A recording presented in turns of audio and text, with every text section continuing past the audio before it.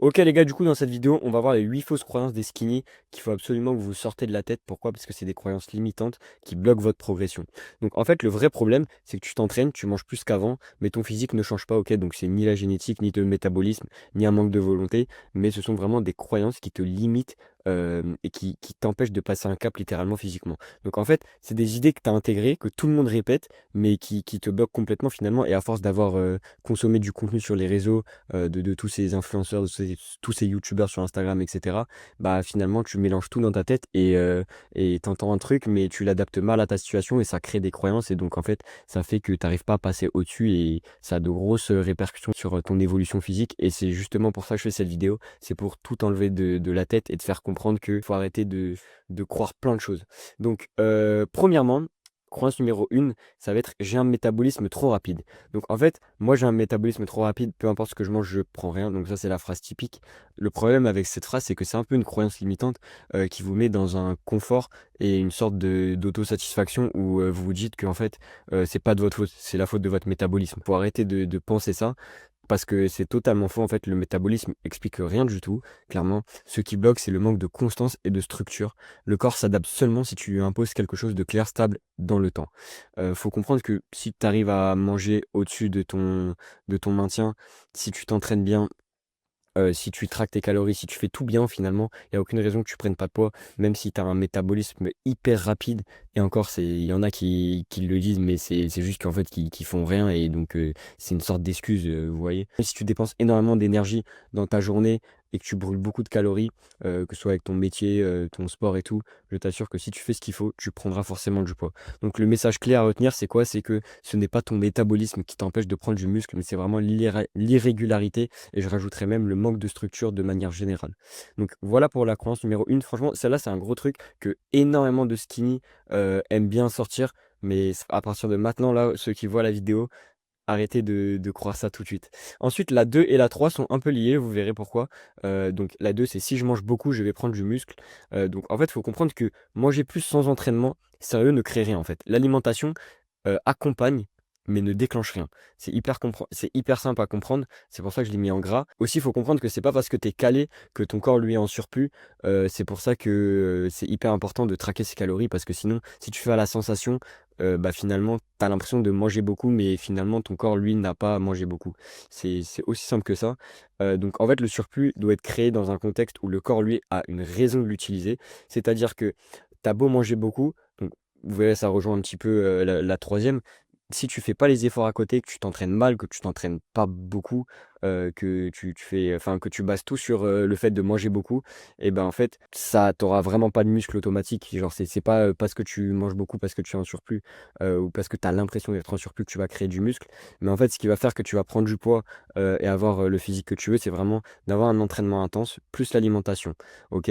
C'est pas l'un sans l'autre. Et justement, ça revient sur la troisième croyance qui est un peu liée, où j'entends souvent dire, moi, sur les réseaux, que l'entraînement, c'est secondaire et que l'alimentation est plus importante. Donc ça, je vais vous expliquer pourquoi c'est faux. Donc, il faut comprendre que penser que l'entraînement passe après la nutrition et la récupération, c'est inverser complètement les priorités. Il faut comprendre qu'en fait, que la nutrition, c'est un peu le carburant. Donc, comme une voiture où on met de l'essence, et bah là, c'est pareil. L'alimentation, c'est l'essence de votre corps. Ensuite, bah, pour que la voiture avance, il faut la conduire. Pareil, pour développer le corps, il faut s'entraîner. C'est aussi simple que ça. Sans stimulus clair, il n'y a aucune raison pour que ton corps construise du muscle. Donc tu peux manger parfaitement, dormir 9 heures par nuit, prendre tous les compléments que tu veux. S'il n'y a pas de signal fort à l'entraînement, il ne se passera rien.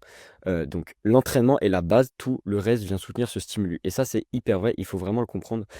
Ne perdez pas votre temps sur des choses futiles, c'est-à-dire le sommeil, c'est hyper important, mais ne pensez pas que parce que vous n'avez pas dormi 1 heure de moins, c'est bon, l'entraînement est foutu, ou parce que vous êtes un peu, vous n'avez pas mangé toutes vos calories, parce que vous n'avez pas toutes vos protéines, tout ça, vous ne pourrez pas progresser. Non, mettez-vous à fond dans votre entraînement, optimisez l'entraînement. S'il y a un truc à optimiser, c'est vraiment l'entraînement.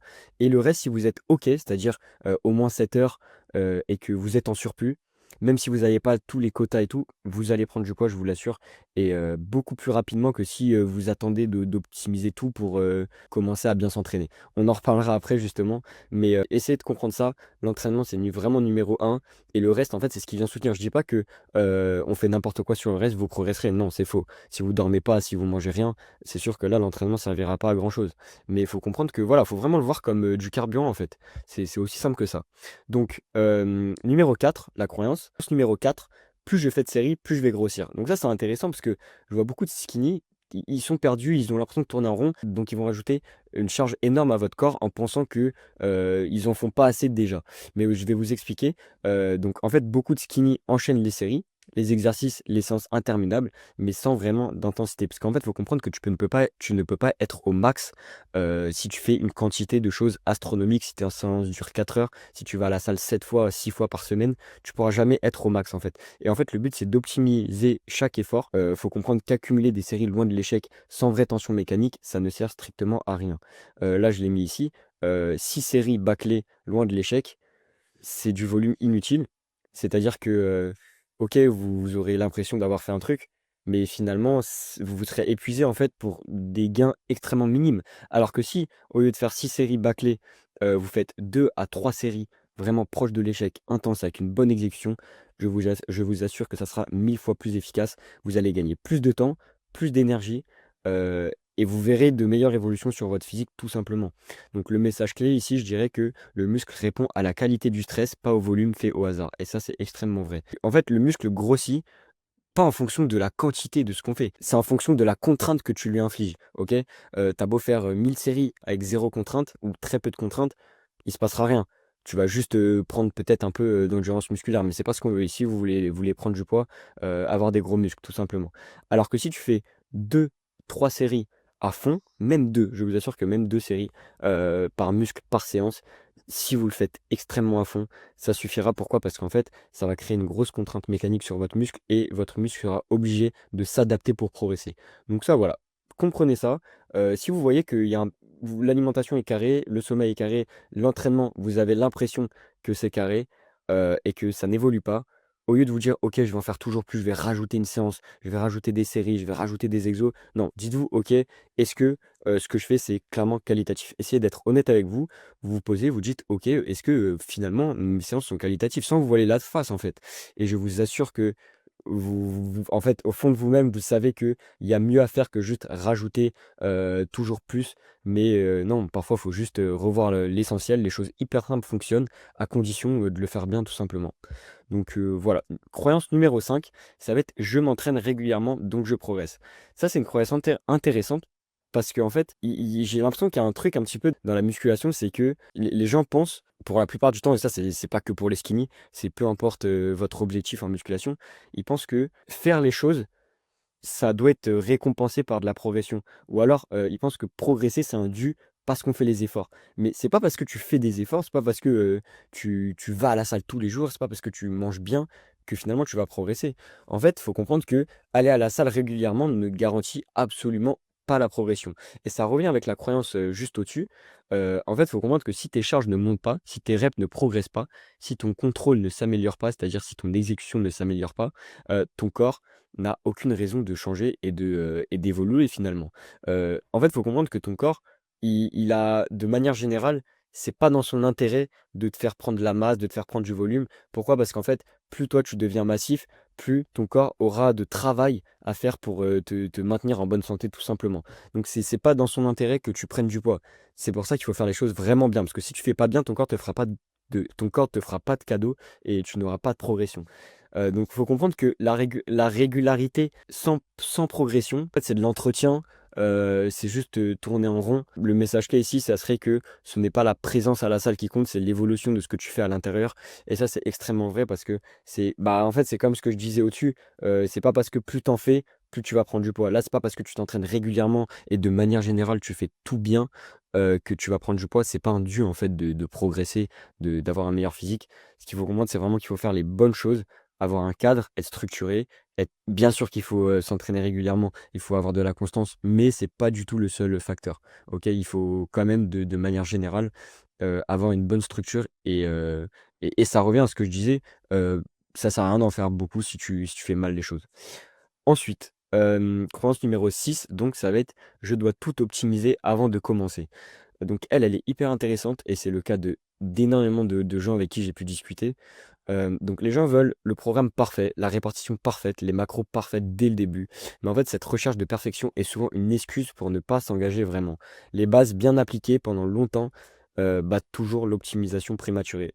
Donc le message clé ici, ça serait: ce n'est pas l'optimisation qui te manque, c'est la constance. Et donc, comme ce que j'ai dit en haut, c'est pas parce que tu as de la constance que tu vas forcément progresser, il faut faire bien les choses. Mais là, si on part du principe que tu feras bien les choses et que tu as de la constance, je t'assure que vaut mieux que tu passes à l'action, au lieu d'attendre de tout optimiser. C'est-à-dire au lieu d'attendre ton pot de protéines, au lieu d'attendre, que ta salle ait acheté une machine, au lieu d'attendre, enfin voilà, tu vois ce que je veux dire?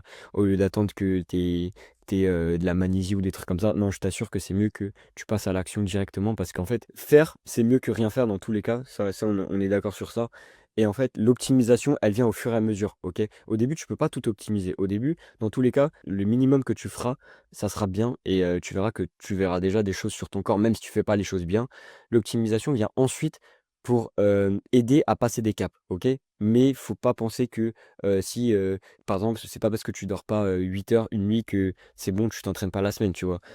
Faut comprendre que le optimiser, c'est bien, mais il faut pas que ce soit une contrainte et il faut pas que ce soit un frein et comme je l'ai mis ici, faut surtout pas que ce ne soit une excuse pour toi, pour ne pas vraiment faire les efforts.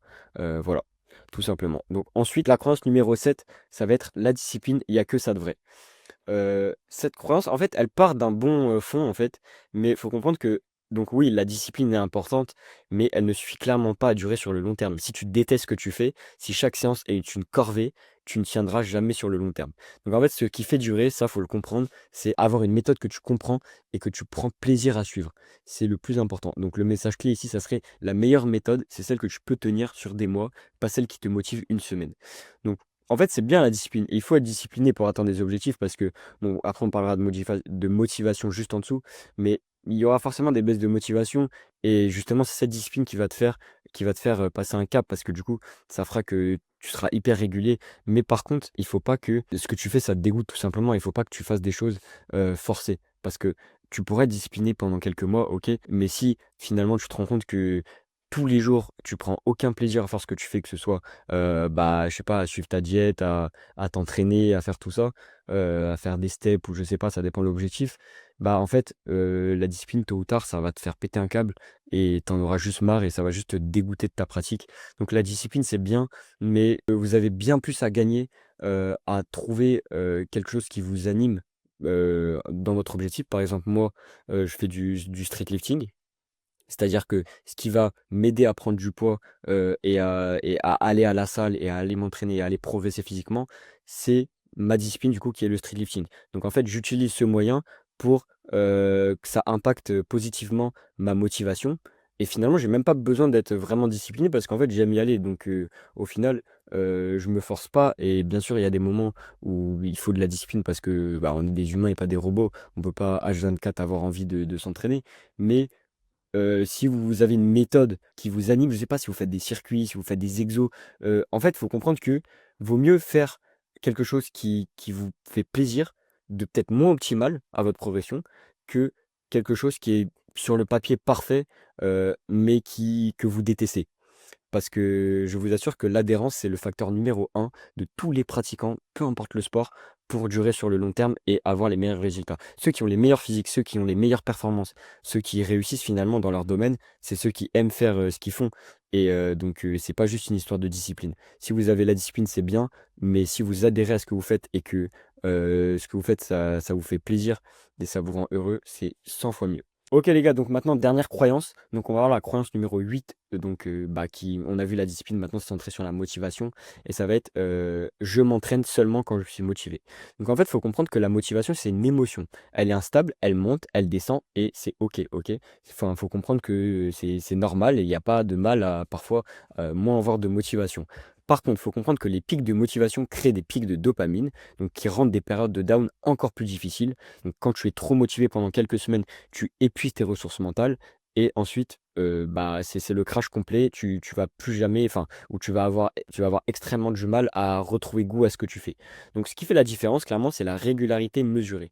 Même quand l'envie est moyenne, si tu es constant, donc ça reprend le principe de discipline. Sauf que là, mon message, c'est surtout pour ceux qui sont ultra motivés, qui basent tout leur entraînement sur la motivation.